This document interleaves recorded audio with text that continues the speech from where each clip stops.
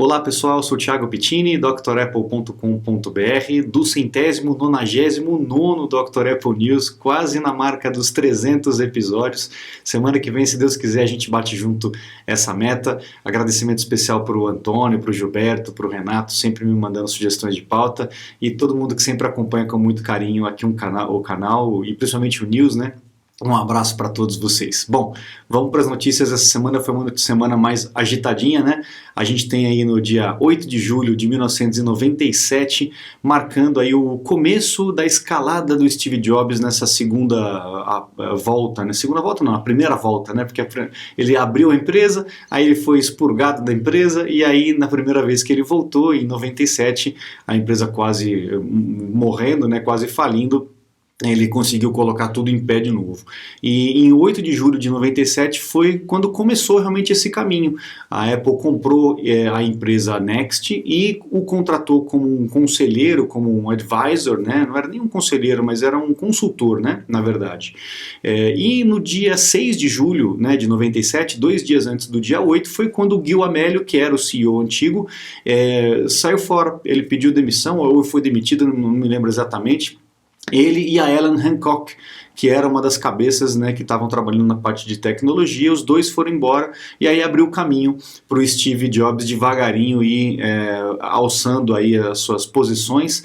Em setembro ele foi colocado como CEO interino, né? Ele não queria, aparentemente ele não queria ser CEO, mas ele aceitou ser um CEO interino, e aí ficou o iCEO, né? Antes inclusive do iMac. Então eles já começaram a utilizar o izinho na frente, primeiro com o CEO, e depois veio o iMac, e aí o resto é história que a gente já sabe. Ele colocou a empresa de pé de novo e com, né, uma posição que nunca tinha tido antes, né? Realmente impressionante o que esse cara fez. Bom, aí a gente tem em 2011, 7 de julho de 2011, a App Store comemorando aí a marca de 15 bilhões de downloads. Em 3 anos, 15 bilhões de downloads, isso em 2011. Só para vocês terem uma noção, esse ano, o ano passado, né, 2024, a Apple atingiu a marca de 28 bilhões só no ano de 2024. Então, demorou 3 anos, né, para atingir a marca de 15 bilhões, e só em 24 a gente já tem 28 bilhões de downloads do App Store. Então dá para entender, esse mercado é um mercado gigante, um potencial de venda, né, de lucratividade realmente gigante, e é por isso que Epic e países e sistemas jurídicos de outros países brigam tanto com a Apple por conta disso, porque realmente a Apple criou um mercado que é bastante lucrativo, né? Bom, temos também o fim aqui do eMac, ou iMac, né? Não é o iMac, é o iMac. A primeira vez que eu vi essa máquina, eu trabalhava numa revenda e assistência da Apple, e eu lembro de achar que isso aqui era um clone, né? Eu nunca tinha visto uma máquina dessa na minha vida. E é uma máquina que realmente não foi para o público, ela foi construída pela Apple para atender o mercado educacional, que sempre foi muito forte, muito querido pela Apple, né? Então era uma máquina feita para escolas, para universidades, tinha um visual bem diferente do iMac, né? Lembra, mas é um visual mais sóbrio e tal, não tinha a alça para ficar levando para lá e para cá, e ele era inclusive mais potente do que o iMac. Quando essa máquina começou a chegar no mercado de seminovos e tal, o pessoal valorizava bastante, porque era uma máquina mais potente, mais veloz do que o iMac, e a tela era plana, né? Isso que era engraçado também. Mas foi a última máquina que a Apple trabalhou com monitores de tubo, o famoso CRT. A partir dela, ela começou a trabalhar só com telas planas, né? Veio o iMac abajur, aquela coisa toda. Isso foi em 5 de julho de 2006, quando ela realmente descontinuou o iMac. Pouquíssimas máquinas como essa chegaram aqui no Brasil, era mais para o mercado dos Estados Unidos mesmo. Bom, agora vamos para as notícias da semana. A Apple tem um equipamento, né, chamado Presto. Sabe o Presto que a gente fala, faz a mágica? Né, e é mais ou menos essa a ideia. É uma caixinha mais ou menos do tamanho de uma caixinha de sapato, em que é possível atualizar iPhones que estejam dentro da caixa lacrado.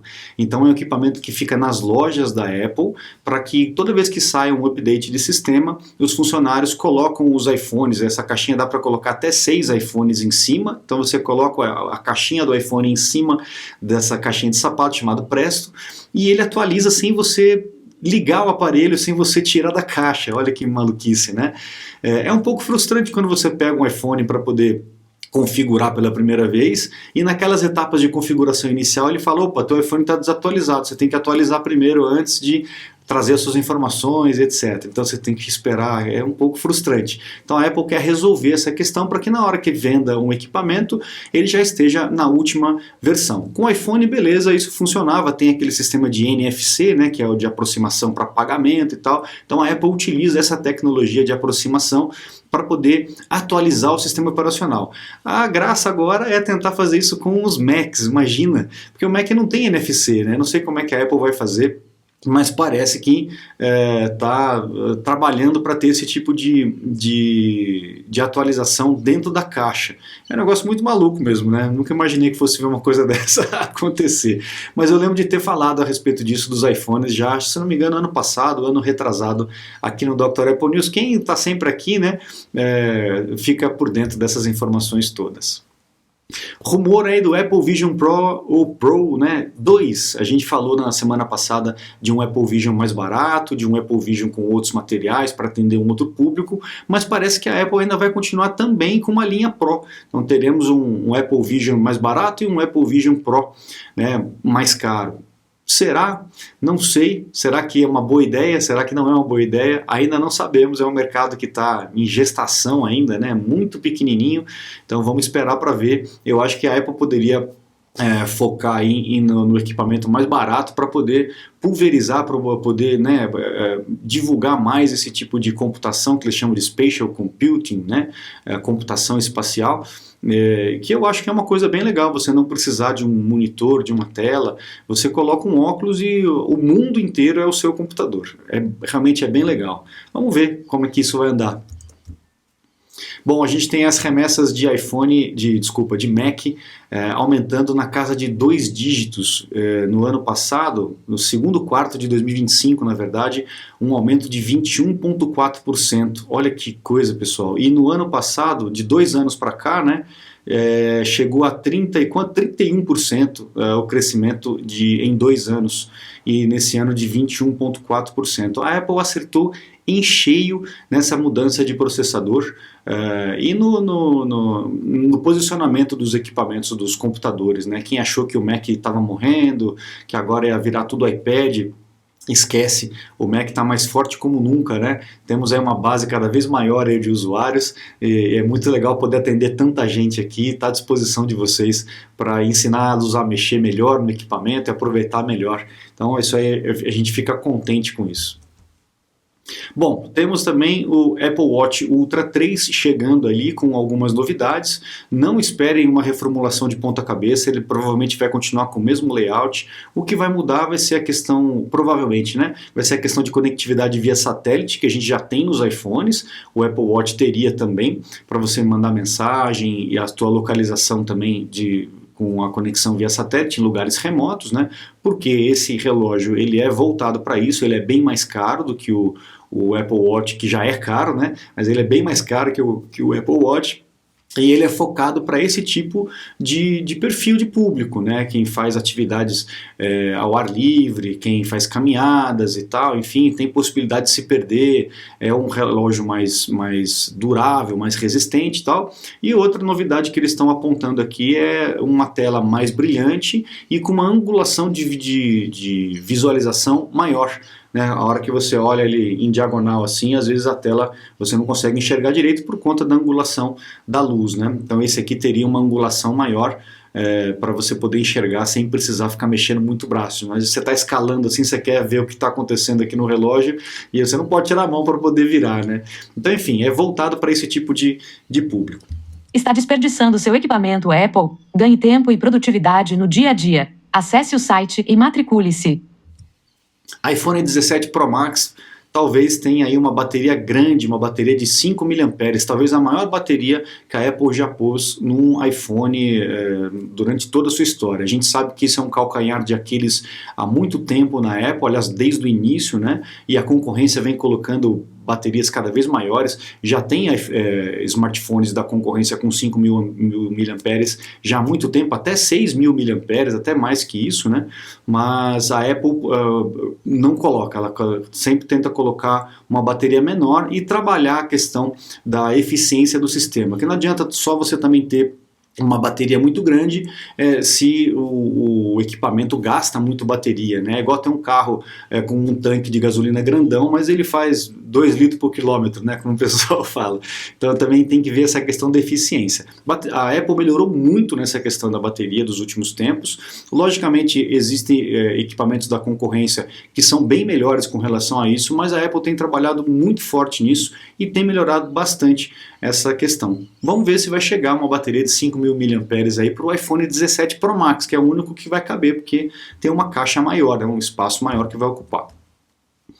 MacBook Pro M5 talvez em 2026. É possível que a Apple mude aí o seu ciclo de renovação de MacBooks, que era sempre no outono, né, do hemisfério norte, lá no final do ano. Sempre no finalzinho do ano a Apple virava os processadores, virava os computadores, principalmente os MacBooks, né? E parece que esse ano ela vai empurrar para o início do ano que vem. Uma estratégia um pouco ainda desconexa, porque sempre é para aproveitar a questão dos feriados de fim de ano, né? Principalmente Natal, mas parece que a Apple vai empurrar o M5 para o ano que vem, e o que viria de M5 esse ano, que seria a nova geração do sistema do processador, me desculpa, seria para o iPad Pro. O iPad já vem vindo, né, com a vanguarda do processador. Primeiro muda o processador no iPad, depois muda nos computadores. Parece que esse ano o computador ainda vai ficar para o ano que vem. Vamos ver o que vai acontecer, a gente não tem ainda certeza, parece que ainda é só um rumor, né? A gente não tem certeza ainda dessas programações. Eu, sinceramente, opinião aqui, não sei por que a Apple muda de processador todo ano, ainda mais esses processadores que são muito bons. Quem tem máquina M1, a gente já está indo para o M5, né? Quem tem máquina M1 ainda está felizão com a máquina, né? A máquina realmente é muito boa, né? O processador é espetacular, eu acho que não precisaria ficar nessa loucura de mudar todo ano. É um pouco de culpa dessa própria indústria que fica alimentando essa expectativa, né?